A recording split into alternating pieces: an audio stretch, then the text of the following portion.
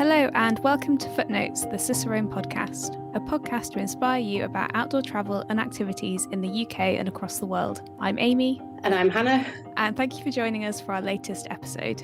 This episode is all about the Camino Frances pilgrimage route in Spain and features highlights from our latest Cicerone Live event. As part of our focus on pilgrimage routes and the 2021-2022 Holy Years, we were joined by Sandy Brown, author of Cicerone's guidebook to the Camino Frances, and Ivar Rekve, creator of the Camino Forum and Camino Forum store. Sandy Brown is Cicerone's associate publisher for Caminos and Pilgrimages and has walked or biked over 10,000 kilometres of pilgrim trails in Europe and the US. Sandy's guidebook and companion map book cover the full 784-kilometre Camino Frances from Saint-Jean-Pied-de-Port in southern France to Santiago de Compostela in Spain and includes an additional finish to Finisterre. Split into 6 sections and 36 customisable stages, which can be walked in total in 4 to 5 weeks, the guidebook lists over 500 pilgrim hostels, while the map book offers detailed stage-by-stage maps and profiles of the whole route, as well as over 120 town and village maps that help you find the exact location of accommodation and other sites important to pilgrims.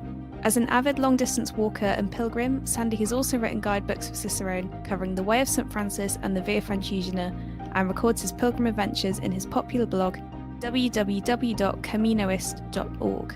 Sandy joined us for our event from the California Mission Trails to give us a fantastic overview of the Camino Frances. Ivar Rekve has been running the Camino Forum for almost 17 years. www.caminodesantiago.me/community. The forum has accumulated almost 60,000 Camino questions with about 90,000 members. 7 years ago, he also started the Camino Forum store, www.santiagodecompostela.me, selling guidebooks and other items related to the Camino de Santiago. Ivar joined us from Santiago de Compostela and was able to give us brilliant insights into the Holy Years and the recent renovations of the cathedral. Sandy started our event with a brilliant presentation about the route of the Camino Frances. All of the photos he showed are from his guidebook and can be viewed on the video for the live event on the Cicerone website or within the guidebook. Thank you so much, Amy, and it's really a privilege to be able to be here and to share about pilgrimage. And I want to start with just kind of an overview of what pilgrimage is. Some people worry or wonder if this is a walk or a bike trip for religious purposes, or if it's a spiritual event, or if it's a recreational event. And I want to say that it's really all three things all together. And actually, I want to call on one of my favorite authors, the late, great Joseph Campbell, who is a cultural anthropologist, who describes the epic journey and what it means and what it's meant for thousands of years in worldwide culture. What he says is that there is a sort of journey where a person separates themselves from their community, where they take on a new identity, where they then go through ordeals, where they experience a transformation, and then where they return and describe the journey and describe the transformation and share that experience with their home community. And that description by Joseph Campbell, for me, really fits with what pilgrimage is all about. We take on a new identity, which is pilgrim. Then we experience ordeals, and maybe that's blisters, tendinitis, maybe that's sunburn or all kinds of things that happen along the way in a pilgrimage. Then we have transformation that's part of all of that. And you go back home and you share your experience. So to me, that's something that speaks very deeply about human culture and the way things change when somebody goes to the outside and has a new experience. And that's why I love the Camino Frances. That's why I love the Camino de Santiago. And that's why I think it's become more and more popular over these years. Even during the time that I've been involved, which my first Camino was 2008, it's about double the number of people, of course, in non-COVID years, entering into the 500,000 or so range as we get to a Holy Year. my book, the Cicerone Guide. Cicerone was one of the first that put together a Camino Frances guide. It was by Alison Raju. This is our second version after a hiatus of about 12 years. You can see a portion of the huge number of caminos that head towards Santiago in Spain. The one in green is the Camino Frances, but you can see that there are many others. If somebody says to you they're going to walk the Camino, usually what they mean is they're going to walk the Camino Frances.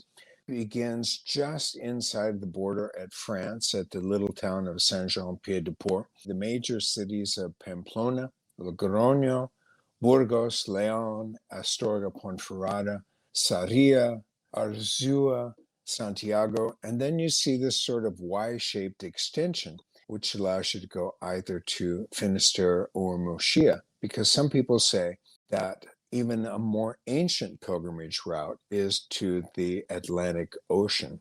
This is my credential from 2008, and every night you get a stamp, usually where you stay. You can also get them along the way at a church you visit or something like that. And then when you get to Santiago de Compostela, at the Cathedral Pilgrim Office, they'll look at your credential and determine if you are to be awarded the Compostela certificate, which is a prized possession, even though it's out of paper, because it symbolizes that you've walked at least 100 kilometers. In the case of this credential, 800 kilometers, and many people walk even farther to get to Santiago de Compostela. So if you do the entire Camino Frances, you would begin in the little town of Saint-Jean-Pied-de-Port, which literally means foot of the pass. It's a red-roofed, white-walled kind of place with mountains around it, kind of mountainous weather. And in fact, you have to watch the weather when you cross the pass into Spain. You walk for a little bit through forest and make your way into Spain. Now, once in Spain, you're in a mountainous area. It's really the foothills of the Pyrenees. And here's my wife who walked with me in 2018. She's the small person next to the giant walls of Pamplona. And this is what somebody gets used to as they're walking the Frances. These amazing medieval cities like Pamplona that are now host to thousands of pilgrims making their way through and enjoying their delights. And Pamplona, when it's not busy with the San Fermin festival, is a great place for a pilgrim to stop and enjoy Basque culture. This is part of the Basque territory of Spain. You climb a mountain called Alto del Perdon outside of Pamplona, and this sculpture greets you. It's one of the iconic locales on the Camino. It's put there as part of an electrification project, but it describes pilgrims from old to pilgrims in modern days. So if you were to look closely, you'd see medieval pilgrims on the left, and then look on the right, you'll see pilgrims wearing backpacks, having hats on, and so on, all underneath a canopy of stars from ancient and modern times. And here's one of the examples of why you'd want to have a guidebook, because it's possible to walk on to the town of Puente la Reina or one of the towns nearby and miss the fact that there is this remarkable 12th century chapel here at a little place called Eunate. And it's said that if you walk around inside of the archways 3 times in your bare feet and pray, then you'll receive forgiveness. It was one of the places that has been a landmark on the Camino for many years. Now the territory begins to sort of broaden out. You're out of the mountains now. This is the town of Siroki, and you're in the far west of Navarre and beginning to come to La Rioja. This is also one of the iconic towns because it's a hill town that you can see for a great distance, and then, of course, surrounded as well by vineyards. You've passed Puente la Reina and you've come to Estea. And wine is important, and there's a winemaker at Irache that gives free wine to passersby. That includes walking, biking pilgrims, even bus tourists will stop here and have a sample. I don't think it's their finest vintage, but it is a memorable place to stop and have some refreshment along the way. And across is an ancient monastery at Irache, which is also worth a tour. Things begin to broaden out as you continue to make your way west. And this is after the town of Curañón. There are vast grain fields here. You come to the town of Los Arcos. And to me, this is funny. There's a great place that's a piazza with a system of arches on the church. And a lot of people stop there because it's a perfect place for a beer or a cup of coffee. And they don't go into the church. If you do go into the church, it's a very dark place. And I don't know how to turn on the lights, but I took out my iPhone and took a picture. It's an amazing Baroque building, Santa Maria de los Arcos. And your iPhone or your smartphone may be able to capture the beauty and the decorations of this domed sanctuary space. Then you come to the town of Legronio. And Legronio is famous as the capital of the wine region of La Rioja. And if you have not been introduced to Spanish wines from La Rioja, you want to give them a try because they're amazing. And Legronio celebrates those with a fabulous set of alleyways that apparently once housed bordellos, but now house tapas and pincho restaurants. So at about 7 o'clock, the tapas places open up and you can stroll through and get a plate of this or a plate of that, along with a glass of wine to carry along in your journey. Now, another reason for a guidebook is you may be walking through the town of Navarrete and not notice that there's a big ancient church to your right because it's squeezed up against a bunch of other buildings. But you'll want to enter it because one of the most lavish altar pieces is here in this church in Navarrete. As my wife, Teresa, walked in, she was flabbergasted with the splendor of this altar area. Then as we come to Santo Domingo de la Calzada, is that iconic scene of the plains and the road leading on into the distance. Then you come to the town of Burgos. And this is something about the Camino Frances that I think is significant. A person had never been to Spain, and even somebody that had been to Spain and stayed in the south around Sevilla and Granada or Madrid or Barcelona may not even know about the town of Burgos. But it turns out it's an important town in northern Spain, and you can see its longtime importance by the splendor of its cathedral. This Baroque cathedral, which is mostly a museum now. There are worship services only in the left-hand building. It's quite remarkable, and I think one of the beautiful cathedrals, Baroque cathedrals of the world, right here on the Frances. There's a discount for entry for pilgrims. Now, the next great area you come to in the Frances is the Meseta. At a high point, you can see for maybe 10 or more kilometers. This is a stretch after Carrión de los Condes, which is almost perfectly flat. And for the distance of 17 kilometers, there are no towns and a couple of little pop-up kind of services where you can get a coffee or a beer. But it's good to be prepared for a long distance where you won't have much service and you can see what the Meseta really looks like. Some people say this is a boring stretch. Other people say this is the most rewarding stretch because of the art treasures there and because of the focus on the walking. After the town of León, which I hate to skip, but I need to for time, this is the town of Hospital de Ordrigo, which has a picturesque bridge, which has a story of a knight and fair maidens from the Middle Ages. But then you begin to walk up the Montes de León. Now the territory begins to be more rugged, and you're climbing up to a place called Cruz de Ferro.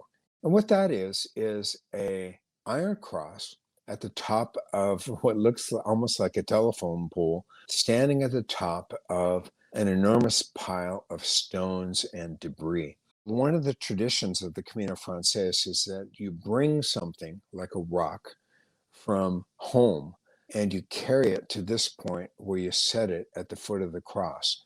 And that may bear something that you want to be forgiven for, somebody who you want to remember, like somebody who has died, a relationship that's broken and you want to let go of.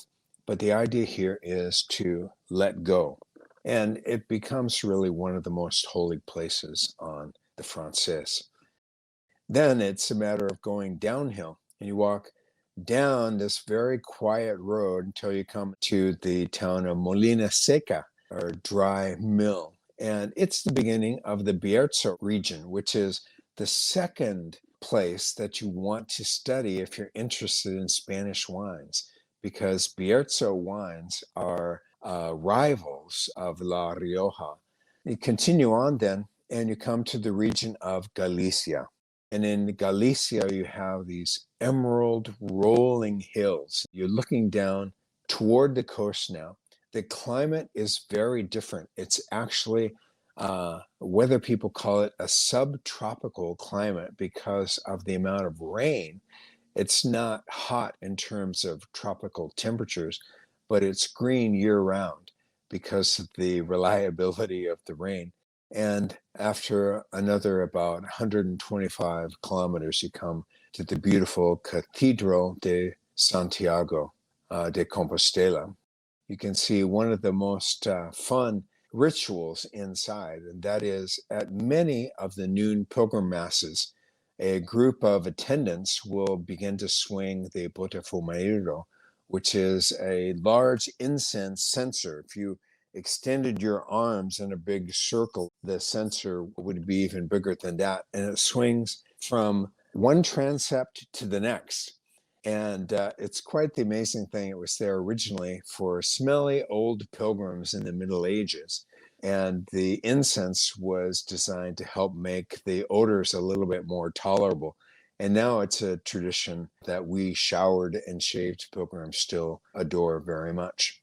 Continuing on from Santiago, everyone has a choice if you go on to go either left toward Finisterre or right toward Muxía.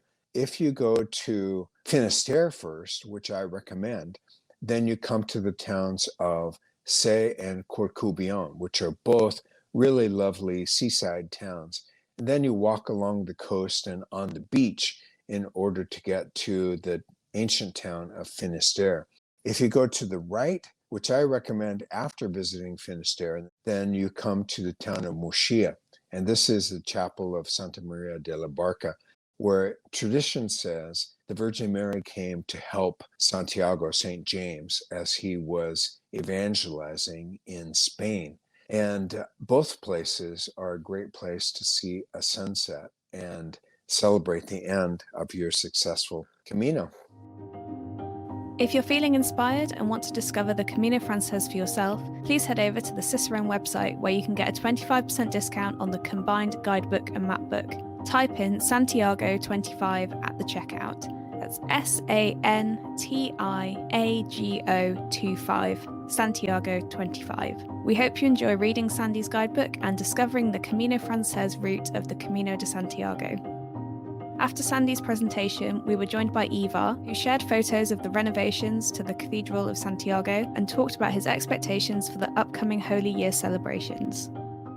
That's one of the, upsides of this quiet period is that you have been able to take these amazing photos. I've been down there a few times and it's very strange because they're taking 10 years to fix it up and they're almost done. That's the holy door that is open only in holy years, which is this year and next year, because the holy year was extended 1 year. So that holy door is open this year and next year. And what do you think with the Holy Year? Do you think festivities, as far as you know, will be possible this summer, next summer? So originally Holy Year was only going to be this year, right? 2021. So the Junta and the local government here in Galicia had a big budget to make all kinds of concerts and events and big festivities for this year. But now, since the Pope in Rome has said that we could have the whole year also next year, and with all the travel restrictions and everything, I think the budget that they had to spend this year has been kind of moved on to next year. So I think this year there's going to not be a lot of concerts and things going on in town. It's going to be probably moved to next year.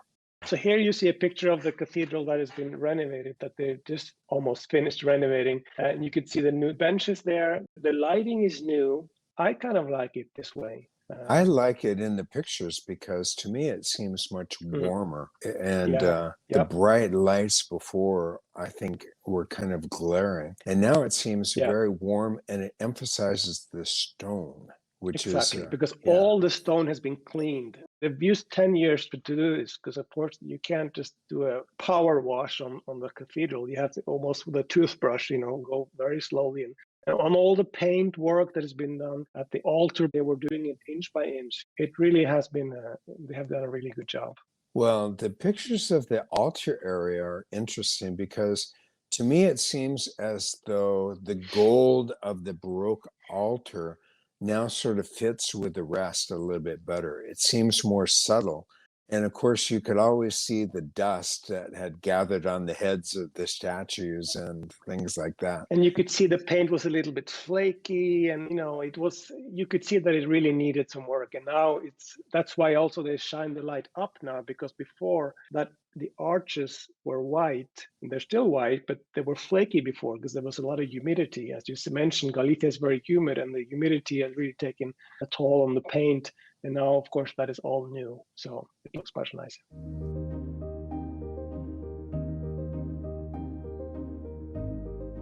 Ivar, you've hosted the online Camino Forum for many years. What's the most, common question that people ask you when they're planning their route? Well, I don't think there's any one question that is the question everyone asks. It's very practical. It varies because it goes by phases. A lot of very practical questions. How do I get from here to there? Any recommendation on backpacks and equipment? But of course, with 56,000 questions, I think it is, you can get any information you really want by just going there and using the search box at the top. People are also reading other people's experiences, trying to decide which Camino they would like to walk, because not everyone walks the Camino Frances. There's other routes, so people use it also to try and find out what route is the one they want to walk. We've got a couple of questions about the practicalities of the route. So when is the best time for walking the Camino to avoid the summer heat? My favorite time to walk the Camino Frances is in the spring. And if you think about it, then think about the growing cycle. So in the spring, the farmers have planted the wheat and it's growing in green. In the summertime, the wheat has turned and it's golden, which is also beautiful.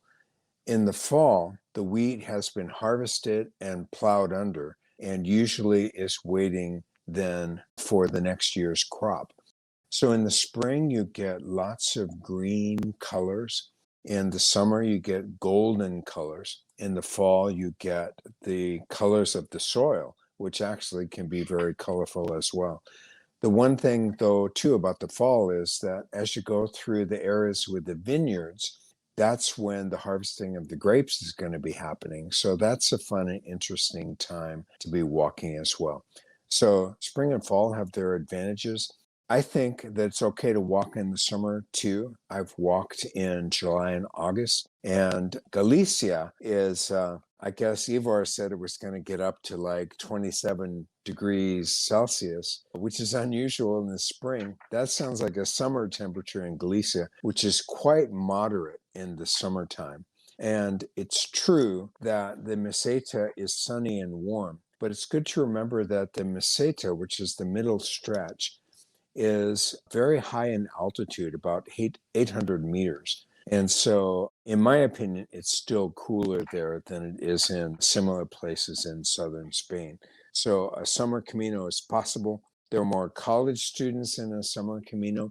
You just have to take better care of yourself in the warm temperatures. By the way, my solution is a trekking umbrella. So people still consider it odd, but I trek with a silver-coated umbrella so that I can create my own shade wherever I go. My experience also is that the foreigners usually walk in May and September, and Spaniards usually walk in August because that's their vacation month. There's a general question about the accommodation on the route. And do you think a sleeping bag is necessary to take, like a full sleeping bag when you're walking in the summer, or will a silk sleeping bag liner do? First of all, on accommodations, after writing the guidebook in which we identified all of the available accommodations, there are about 1,100 accommodations between Saint-Jean and Finisterre and Murcia. About 600 of those are albergue styles. An albergue is basically a hostel in which there are multiple beds in a single room. But there's a transition that's happening on the Frances right now, which is more and more albergues are also offering private rooms. And even some of the group rooms are now using sleeping pods where you can pull a shade down and have privacy to yourself, although you still be using a bathroom, shared bathroom. The typical cost for a municipal albergue is somewhere between 5 and 10 euros. There are still donativo albergues, which are often run by parishes. Donativo does not mean free. It means you're making a donation. Sometimes dinner is even included. And I think a donation of about 10 euros is a good amount. And add on to that if dinner is included. Then there are also hotels, casa rurales, and other kinds of places to stay. I prefer the albergue experience because I like the idea of being in community with other people. And there are some albergues or hostels where there is an intentional ritual, a dinner that's shared in community, or a religious service, or something else that creates a sense of community with the people that are staying that night. And to me, that's most prized of all. The opposite of that is to check in and check out of a hotel and go to a commercial restaurant. And essentially, you're much more isolated because you're not meeting people and rubbing elbows with them as you're enjoying your overnight and your meals. Then, as far as whether to have a sleeping bag or not, I always bring a light sleeping bag and a silk liner.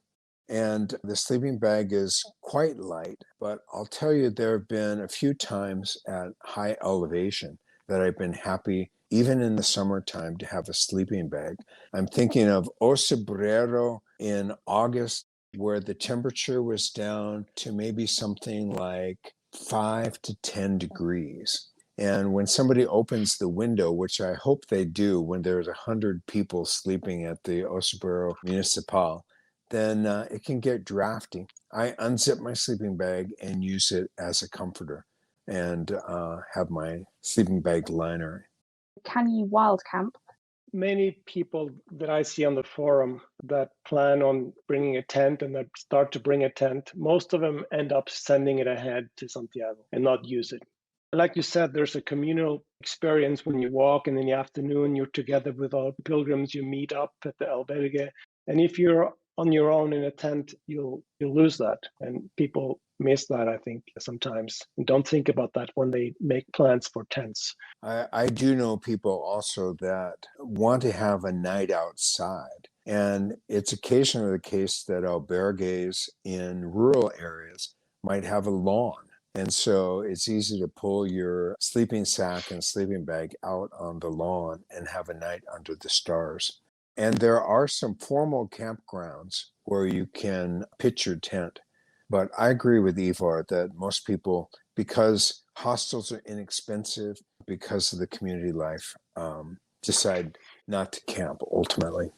There's one final question. Do you think the Camino has lost its true essence as a pilgrimage? Does it feel more like a hiking trail now? I think you get out of the Camino what you put into it. So if you're looking for a religious experience, then that's what you find. If you're looking for spiritual experience, that's what you'll find. If you're looking for recreation, that's what you'll find. And so prepare also to be surprised. You may find your categories expanding based on the experience. But I think it's hard to walk 800 kilometers or 500 miles and not be transformed. And then to experience some of these great sites and to participate in this ancient tradition. I feel like I'm walking in the footsteps of the thousands of pilgrims and millions of pilgrims that have done this since, the 10th century. So if you bring that to it, the Camino really can never change. Look at it another way. It's almost always changing just a little bit, right? Because it's Camino walking now is very different from walking it 100 years ago or 200 years ago or 500 years ago, right? Now people take airplanes home. What kind of a Camino is that? You take the plane home, you only walk there, and then you take the plane home. Before they used to walk here and then they walked home. So, if you think about someone that had been walking to and from Santiago and ask him, has the Camino changed? Is it yes, a lot. Yeah. You only walk halfway. So I think Yeah. it's always changing a little bit, right? But as you said, Sandy, whatever you put into it, it's what you're going to get out of it. And, you make a good point that like when you bring your smartphone on your Camino and you have your earphones listening to your music, from back home, then that's a lot different experience than even 30 years ago when you didn't have a giant computer in your hand. So I think it does take some intentionality to create the experience. So I hope that people will be open to what it has to offer, because what it has to offer is powerful. And as I see and talk with people, it's a life-changing experience. Thank you both so much for joining me for this event. It's been absolutely wonderful. Thank you, Amy. Thank you, Ivar. And thank you, Cicerone. No, thank you. Thank you. Thank you for listening to this latest episode of Footnotes, the Cicerone podcast. And thanks to Sandy and Ivar for joining us for our live event and sharing their expertise about the Camino Frances with us. You can find out more about the fully reworked guidebook and mapbook to the route on the Cicerone website, along with the full video of the live event and plenty of other guidebooks, articles, and videos about pilgrimage routes. You can subscribe to the podcast on your favourite podcast app or on the Cicerone website, and let us know what you think by leaving reviews on Apple Podcasts or by emailing us live@cicerone.co.uk. We'd really love to hear from you. We'll be back in a couple of weeks. In the meantime, search for Cicerone Press on Facebook, Twitter, and Instagram. And you can also join our Facebook community, Cicerone Connect, to connect with other outdoor enthusiasts. You can also check out our Cicerone Camino Facebook page. Thanks so much for joining us, and we'll see you soon.